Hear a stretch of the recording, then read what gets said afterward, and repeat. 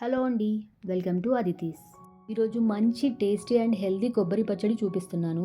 పాతకాలం పద్ధతిలో అస్సలు పొయ్యి వెలిగించకుండా అన్నీ ఇంట్లో ఉన్న వాటితోనే ఈ కొబ్బరి పచ్చడి చేసుకోవచ్చు. ఇంట్లో పచ్చి కొబ్బరి ఉంటే చాలు, ఈజీగా క్విక్గా అయిపోతుంది.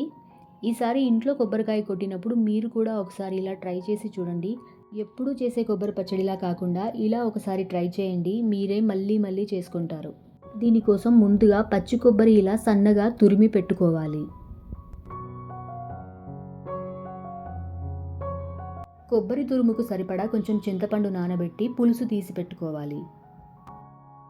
ఈ పచ్చడిలోకి ఉల్లిపాయ, పచ్చిమిర్చి, అల్లం సన్నగా కట్ చేసి పెట్టుకుని ఒక్కొక్కటి వేస్తూ దంచుకోవాలి. ఈ పచ్చడి మిక్సీలో అయినా వేసుకోవచ్చు, కానీ రోట్లో దంచుకుంటేనే టేస్ట్ బాగుంటుంది. కొబ్బరి తురుము, ఉల్లిపాయ, పచ్చిమిర్చి, అల్లం ముక్కలు, ఉప్పు వేసుకొని కచ్చా పక్కాగా దంచుకోవాలి.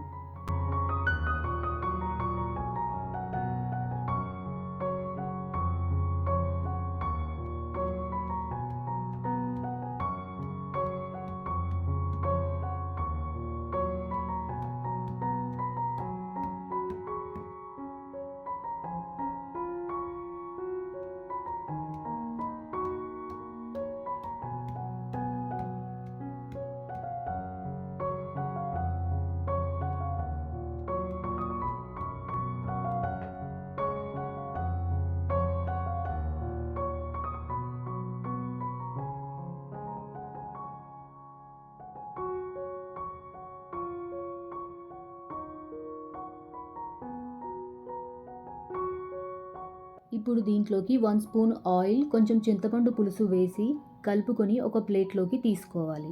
రెగ్యులర్గా చేసుకునే కొబ్బరి పచ్చడి కన్నా ఈ పచ్చడి చాలా బాగుంటుంది.